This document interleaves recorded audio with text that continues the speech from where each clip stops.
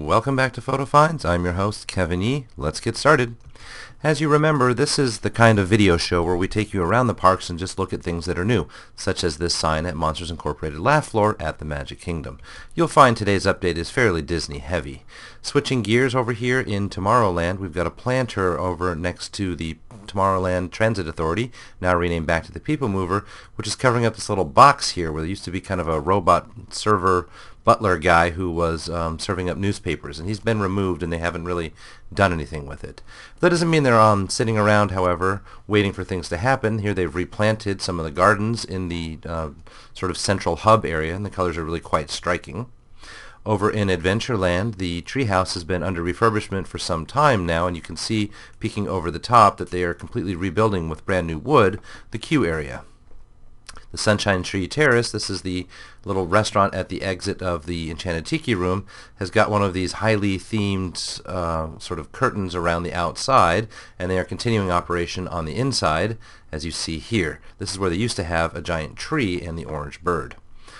Over in Frontierland, this is one of the shops in Frontierland, and what I want to call your attention to is over here, this little window, which says Uncle Keppel's and Sons Feed and Farm Supply. This little symbol is what you see with the Keys or Sorcerers in the Kingdom, not Keys in the Kingdom, but Sorcerers in the Kingdom, interactive game. It's like the Kim Possible game that's coming to the Magic Kingdom soon. Keppel was a grandfather of Walt Disney, and so the name is part of the mythos.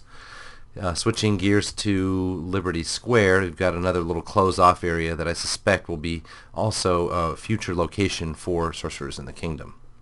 This is a panoramic view, a stitch of several construction photos of the Magic Kingdom's Fantasyland construction, and we'll take a closer look at some of these pictures one at a time. I wanted to get the overview, the Beast Castle and Restaurant experience over here. In the background we have Ariel's Undersea Adventure, which will be called Under the Sea here in Orlando, and then this is the former Mickey's Toontown Fair, where they've taken down some of the outside coverings of this temporary structure, and they're digging a pit here for the mine train coaster.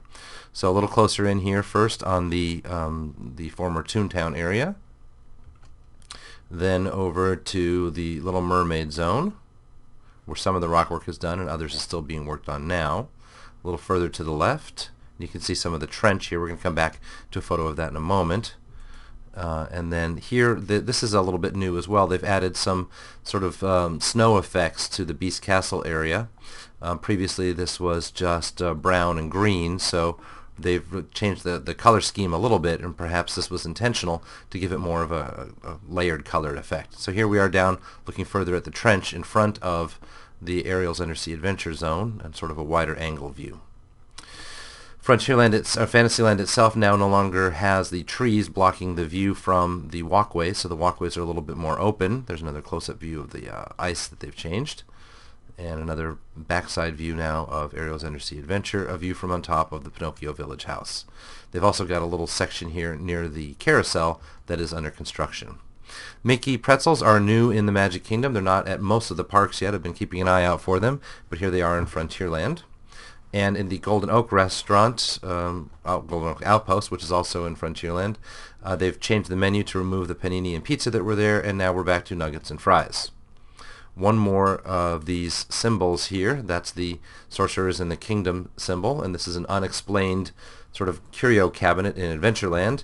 You take a closer look, this is one of the shops. This is kind of a side hallway, and they've got cameras set up here. Several of these locations have cameras, so we don't know exactly what's coming.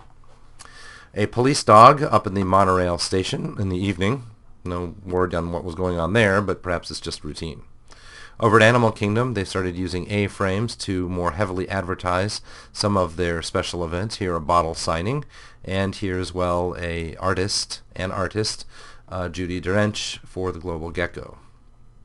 You don't see the pin boards all the time at the pin trading stations. They come out only every so often, so when you get there, it's probably a good idea if you're a pin trader to hop on over and see what you can see.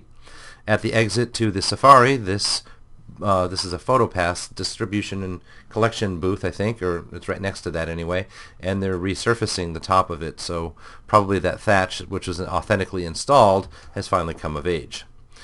We are moving to one of the resorts now. This is underneath Kidani Village at the Animal Kingdom Lodge Resort. and I had occasion to visit there, but had to take the picture because it always strikes me as so un-Disney underneath this resort hotel.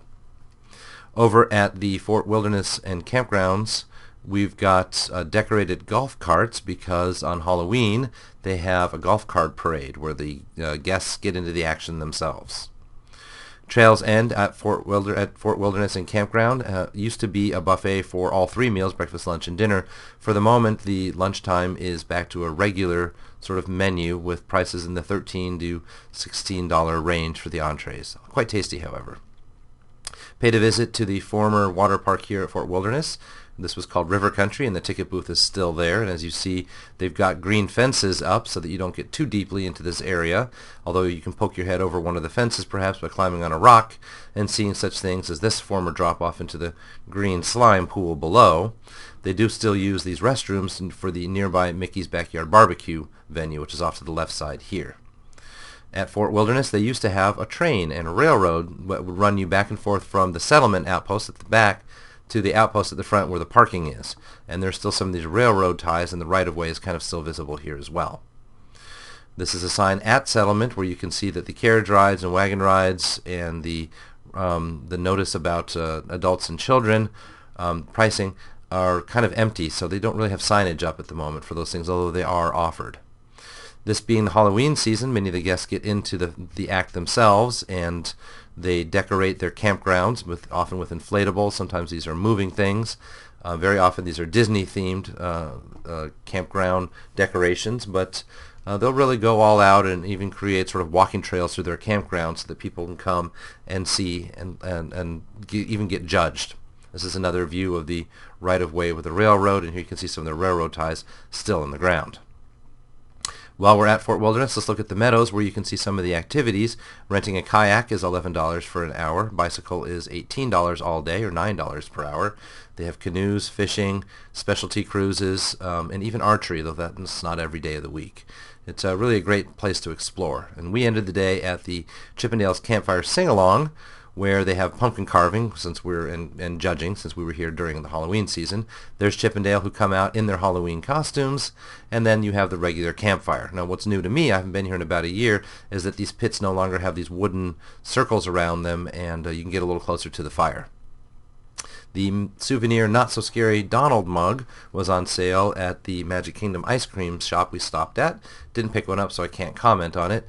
And there are new Disney dollars. Now, there's only making the $1 bill at this point, and they've done this for previous Pirates of the Caribbean movies as well. The rumor has it that Disney's not making the higher denominations because they were facing a lot of counterfeiting issues. And so the new bills have more counterfeiting issue or counterfeiting technologies built into them. We're going to finish here at the airport, at the Orlando International Airport, where they have a Disney store called The Magic of Disney. There's two Disney stores here. This is the one that's themed to the Sorcerer's Apprentice, and you can see they've really done as much theming there as they do inside one of the stores inside the Disney World property itself. And we asked one of the cast members there, and they said that they are not Disney Store cast members. They belong to Walt Disney World. They simply work in a different location. That brings us to the end of another week. Thanks again for your attention, and we'll catch you next time.